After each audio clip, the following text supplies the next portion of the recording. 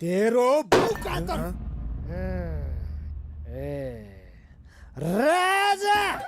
टोपी लाउँदैमा चस्मा लाउँदैमा के को राजा त कहाँको राजा हँ? लावण्य देशको फुक्क चम्चा कहाँ छ यो लावण्य देश स्वस्थानीमा ए किताबको राजा हामी जस्तो हुनुपर्छ यी मनको राजा भाउजूले एउटा कुरा गरिन् भने तैँले दुईटा कुरा गर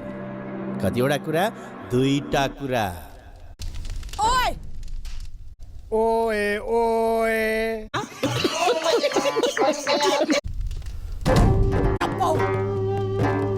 तेरो दुईटा बाउ मुझे चक्कर आने लगा अब